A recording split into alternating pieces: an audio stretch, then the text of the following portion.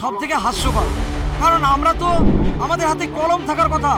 যাদের হাতে অস্ত্র আছে তাদের হাত থেকে অস্ত্রগুলো কারুন, তারপরে তাদেরকে ব্যারিকেড করুন। আমাদেরকে ব্যারিকেড করার প্রয়োজন নেই, আমরা কিচ্ছু করতে আসিনি। কোথায় কার জন্য হাঁটবে এটা পরে আমরা বিবৃতি দেবো। সফল সফল সফল সফল এটাই ওখানেই তো প্রমাণ হয়ে গেছে যে অভিযান সফল না বিফল, ওখানেই তো প্রমাণ। আমরা সমস্ত ভারতবাসীকে জানাতে চাইছি যে আমরা কোনো দুর্নীতির সঙ্গে যুক্ত না, তবুও আমাদের আজকে যে বিচার ব্যবস্থায় যে অবস্থা তৈরি করেছে সেই অবস্থা আমাদের এই পোশাকের সমতুল্য। এটা সবথেকে লজ্জা, সবথেকে বড় অপমান, এর থেকে মনে হয় আর কিছু হয় না।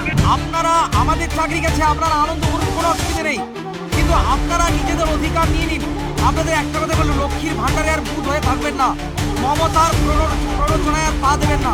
আপনারা এই বাংলাকে পরিবর্তন করুন, এই বাংলার শিক্ষা স্বাস্থ্য ব্যবস্থাকে ফিরিয়ে নিয়ে আসার দায়িত্ব কিন্তু আপনাদের। পশ্চিমবাংলায় কলঙ্কের ইতিহাস রচনা করছে মমতা ব্যানার্জি, আমাদের ওনাকেই দোষের ভার নিতে হবে। রাজ্য সরকার পরীক্ষা দিয়েছেন, চুরি করেছেন, এটা সুপ্রিম কোর্টে হাইকোর্টে প্রমাণিত।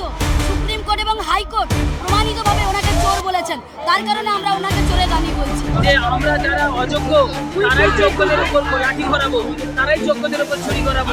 শিক্ষক শিক্ষিকাদের নবান্ন অভিযান এবং শিক্ষার গলায় যে দড়ি বাঁধা হয়েছে, রাজ্য সরকারের আমলে যে দুর্নীতি হয়েছে তা বোঝানোর জন্য বেশ কিছু ছদ্মবেশ ধারণ করেছে। হাতের তালি দেখতে পাচ্ছি, গলায় শেকল বাঁধা এবং দড়ি, একবারে ফাঁসি, শিক্ষাক্ষেত্রের যে ফাঁসি, সেই ফাঁসির একটি চিত্র দেখানোর চেষ্টা করা হচ্ছে। এবং একের পর এক তাদের আন্দোলনে নেমে তাদেরকে যে এইভাবে আক্রমণ করা হয়েছিল তার বেশ কিছু চিত্র ভারতের জাতীয় পতাকা নিয়েই তারা আজকের এই নবান্ন অভিযানের উদ্দেশ্যে ক্রমশ হাওড়া স্টেশনের মধ্য থেকে যে রাস্তা, সেই রাজপথ ধরে ক্রমশ সামনের দিকে এগিয়ে চলেছে। আমাদের বলার একটাই কথা যে পুলিশ কেন টিচারদের দেখে ভয় পাচ্ছে, এটাই সব থেকে হাস্যকর।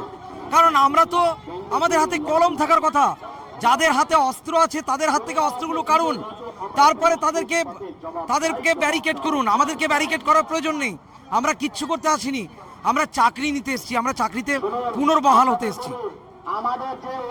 এই যে পুলিশের লাঠিচার্জ আগেও আপনারা সম্মুখীন হয়েছেন, আপনাদের সহকর্মীদেরকে লাঠিচার্জ করা হয়েছে, জ্যাংদোলা করে বারবার পুলিশ স্টেশনে নিয়ে যাওয়া হয়েছে। কাম্য করেছিলেন, মানে ক্লাসরুমে থাকার কথা, ক্লাসরুমের কক্ষে থাকার কথা, আজকে রাস্তায় দাঁড়িয়ে রয়েছেন। দেখুন, এই সরকারের কাছে ভালো জিনিস তাদের সহ্য হয় না। এই সরকার হচ্ছে দুর্নীতির সরকার, কাটমানির সরকার। আমি বাংলার মানুষকে অনুরোধ করব, আপনারা আমাদের চাকরি গেছে, আপনারা আনন্দ করুন, কোনো অসুবিধা নেই, কিন্তু আপনারা নিজেদের অধিকার নিয়ে নিন। আপনাদের একটা কথা বললো, লক্ষ্মীর ভাণ্ডারে আর ভূত হয়ে থাকবেন না, মমতার প্ররোচনায় আর পা দেবেন না। আপনারা এই বাংলাকে পরিবর্তন করুন, এই বাংলার শিক্ষা স্বাস্থ্য ব্যবস্থাকে ফিরিয়ে নিয়ে আসার দায়িত্ব কিন্তু আপনাদের। তাছাড়া কিন্তু নইলে কিন্তু আপনার বাড়ির মা বোনেরা কিন্তু আর সুরক্ষিত থাকবেন না। দেখলেন না কিছুদিন আগে কি বীরভূমের কি বেতাজ বাদশা নাকি বলে, তিনি মা বোন এক করে দিয়ে কথা বলেন মদ্যপান করে, তার গলার অবস্থা কিরকম, তাকে বোঝাই যাচ্ছিল যে তিনি নেশাগ্রস্ত। ফলে এই তাদের প্রতি সম্মান হয়, তাহলে কিরকম পরবর্তীকালে 26-এ নিয়ে এলে কি পরিস্থিতি তৈরি হবে আপনারা ভাবুন একবার। আমরা সমস্ত ভারতবাসীকে জানাতে চাইছি যে আমরা কোনো দুর্নীতির সঙ্গে যুক্ত না, তবুও আমাদের আজকে যে বিচার ব্যবস্থায় যে অবস্থা তৈরি করেছে সেই অবস্থা আমাদের এই পোশাকের সমতুল্য। হ্যাঁ, তাই শিক্ষার গলায় দড়ি, সেই শিক্ষার গলায় দড়িটা আমরা সমস্ত ভারতবাসীর কাছে দেখাতে চাইছি এবং ভবিষ্যতে যেন এইরকম অবস্থা না হয় সেটা আমরা সবাইকে বোঝাতে চাইছি এবং আমাদের যে কোনো উপায়ে যেন আমাদের এই শিক্ষা ব্যবস্থা আমাদেরকে পুনর্বহাল করে সরকার, সেই জন্য সরকারকে এই বার্তা দিতে যাচ্ছি। টনক নড়ছে না, রাজ্য সরকার টনক নড়ছে না, কিন্তু দেখা যাচ্ছে অন্য রাজ্যে বাঙালিরা আক্রমণ হচ্ছে বলে মমতা বন্দ্যোপাধ্যায় নিজে রাজপথে নামবেন কলকাতা, সেই বিষয়ে কি বলবেন আপনি? দেখা যাক, আজকে যে দাবিতে আসছি, চাকরিচোর মমতা বন্দ্যোপাধ্যায় ওএমআরের ভিত্তিতে যোগ্যদের তালিকা প্রকাশ করে সেই তালিকা নিয়ে সুপ্রিম কোর্টে রায় রিভিউ করার জন্য আমরা আসছি। তো সেখানে মুখ্যমন্ত্রী কোথায় কার জন্য হাঁটবে এটা পরে আমরা বিবৃতি দেবো। সফল সফল সফল সফল এটাই ওখানেই তো প্রমাণ হয়ে গেছে যে অভিযান সফল না বিফল, ওখানেই তো প্রমাণ। ঠিক আছে, মুখ্যমন্ত্রী ভয় পেয়ে গেছে। পারবে না। কলঙ্কের ইতিহাস হবে, বাস্তিল দুর্গ পতনের দিন আজকের কলঙ্কের ইতিহাস রচিত হবে বাংলায়। পশ্চিমবাংলায় কলঙ্কের ইতিহাস রচনা করছেন মমতা ব্যানার্জি, আমাদের মুখ্যমন্ত্রী। দেখতে পাচ্ছি সাধারণ মানুষরা আপনাদেরকে সমর্থন হ্যাঁ, করছে। হাওড়া স্টেশন চত্বর দাঁড়িয়ে রয়েছে আপনাদের জন্য। করবে তো সাধারণ মানুষ আমাদের সমর্থন করবে। এটা এমন একটা সমস্যা, শুধু মুখ্যমন্ত্রীর দয়া হয় না, আর সকলের দয়া হয়। হ্যাঁ, যোগ্য চাকরি 7 বছর 10 বছর পর চলে যাওয়া মানা যায়? ঠিক আছে, মুখ্যমন্ত্রী নিশ্চয়ই বুঝবে। আমরা সেই জন্য যাচ্ছি, আমরা তো ঝামেলা করতে যাচ্ছি না, দেখা যাক কি হয়। বারবার আপনারা পথে নেমেছেন, আজকেও দেখতে পাচ্ছি একাধিক পুলিশ বাহিনী রয়েছেন মিছিল নবান্ন অভিযানকে ভেস্তে দেওয়ার জন্য। কি বলবেন? মুখ্যমন্ত্রী পরিষ্কারগত মুখ্যমন্ত্রী ভয় পেয়েছে। উনি তো ভয় পান, কারণ উনি নিজেই একজন অযোগ্য মন্ত্রী। ওনার শিক্ষা দীক্ষা আছে কিনা সেটাও মানে আমাদের এখন ডাউট হচ্ছে, কারণ উনি মুখ্যমন্ত্রী হয়তো মূর্খের মতো কাজ করছেন, তাই হচ্ছে উনি ভয় পেয়েছেন। শিক্ষাকে ভয় পেয়েছে, সততাকে ভয় পেয়েছে, যোগ্যতাকে ভয় পেয়েছে, মেধাকে ভয় পেয়েছে। আসলে এই রাজ্য সরকারের এত দুর্নীতির মাঝখানেও এই পশ্চিমবঙ্গের কিছু মেধাবী ছেলেমেয়েরা দুস্থ পরিবার থেকে উঠে আসা, ওরা হচ্ছে নিজের মেধার বসে চাকরিটা ছিনিয়ে নিয়েছিল। এই সরকার দেয়নি, মেধা দিয়ে কিন্তু ছিনিয়ে নিয়েছিল। আজ এই মুখ্যমন্ত্রীর দুর্নীতির দায়ে আমাদের হকের চাকরি চলে গেছে। এখনো পর্যন্ত উনি আমাদের একটা সভা করেছিলেন, সেখানে ডেকে উনি কথা দিলেন। কি কথা দিলেন? একটা যোগ্যরও চাকরি যাবে না। কিন্তু সমস্ত যোগ্যদের চাকরি গেল কিসের জন্য? ওনার দুর্নীতির দায়ে।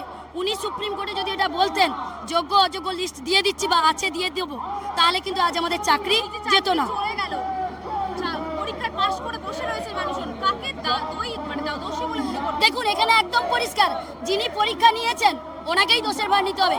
রাজ্য সরকার পরীক্ষা নিয়েছেন, চুরি উনি করেছেন, এটা সুপ্রিম কোর্টে হাইকোর্টে প্রমাণিত। সুপ্রিম কোর্ট এবং হাইকোর্ট প্রমাণিতভাবে ওনাকে চোর বলেছেন, তার কারণে আমরা ওনাকে চোরের রানী বলছি।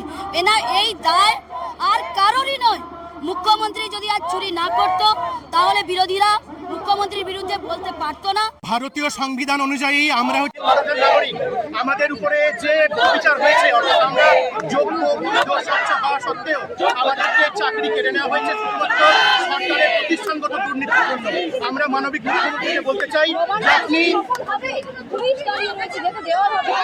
যখন এই লড়াইটা আমাদের রুটি জুড়ি যে আন্দোলন, এবং এটা আমাদের সম্মানের আন্দোলন, স্কুলে ফেরার আন্দোলন, আদর্শবোধের এবং নৈতিকতার আন্দোলন, আমরা এগিয়ে যাব।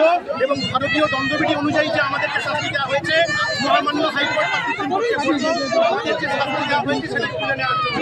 এবং আমরা যেহেতু সর্বৈব যোগ্য, বৈধ এবং স্বচ্ছ শিক্ষাকর্মী, যাদের এগেইনস্টে কোনোরূপ ধরনের কোনো সিবিআই এবং বাক কমিটির কোনো রিপোর্ট নেই, আমরা সম্পূর্ণভাবে ফ্রেশ ক্যান্ডিডেট, আমাদেরকে আমাদের স্কুল ফেরত দেওয়া হবে।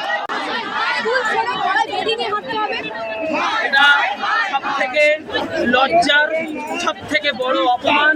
এর থেকে মনে হয় আর কিছু হয় না। যেভাবে দীর্ঘদিন ধরে আমাদের সাথে ব্যবহার করছে, আমার মনে হয় এইরকম পোশাকটাই হয়তো সেই ব্যবহারের মনে হয় একটা চিত্র পেতে পারে, একটা রূপরেখা পেতে পারে। সেই জন্যই আজকের এই শিকল, সেই জন্যই আজকের এই বেড়ে। যারা চাকরি চুরি করছেন তারা এসির ঘরে বসে রয়েছে, যারা চাকরি হারিয়েছে তারা বেরি পড়ে পাচ্ছে। এটাই তো অযোগ্যরা তো এটাই চায় যে আমরা যারা অযোগ্য তারাই যোগ্যদের উপর লাঠি ঘোরাবো, তারাই যোগ্যদের উপর ছুরি ঘোরাবো, তারাই কি করবো? প্রত্যেকটা যোগ্য যাতে যদি তারা আমাদের চালাকিটা ধরে ফেলে, তাহলে আমাদের স্বার্থ লাভ হবে না। সেই জন্য ওরা চাইছে প্রত্যেকটা যোগ্যকে একটা বেড়ি পরিয়ে একটা শিকলের মধ্যে রেখে দিতে পারলে, তাহলে হয়তো তারা আর মাথা চালাকি উঠতে পারবে না। সেই জন্যই এই ব্যবস্থাটা। এখনো পর্যন্ত কিছু আস্থা আছে, সে কারণেই আমরা মিছিল করে যাচ্ছি। আশা করব উনি আমাদের সাথে স্বেচ্ছায় উনি দেখা করবেন এবং আমাদের দাবিগুলো শুনবেন, এবং উনি ভালো করেই জানেন যে আমাদের দাবিটা কি। যারা প্রকৃত যোগ্য তাদের প্রতি যে অন্যায়টা করা হয়েছে, তাদের যেন সেই যোগ্যতাটাকে ফিরিয়ে দেওয়া হয়। এটাই হচ্ছে আমাদের মূল দাবি। নবান্ন অভিযান করছি, আমাদের দাবিটা মুখ্যমন্ত্রী এবং চিফ সেক্রেটারির সঙ্গে আমরা আলোচনা করতে চাই। এই দাবিগুলো পূরণ করতে আমরা চাই যোগ্যদের পুনর্বহাল করা। আজকে পুলিশ হাঁটছে আমাদের সঙ্গে, সেটা আমাদের প্রতিরোধ করার জন্য, কিন্তু হাঁটা তো উচিত সমাজ ব্যবস্থা এবং শিক্ষা ব্যবস্থাকে পুনরুদ্ধার করার জন্য। তাদের তো আমাদের সঙ্গ দেওয়া উচিত, কারণ তারাও আজকে বঞ্চিত। আজকে তারাও হাত করে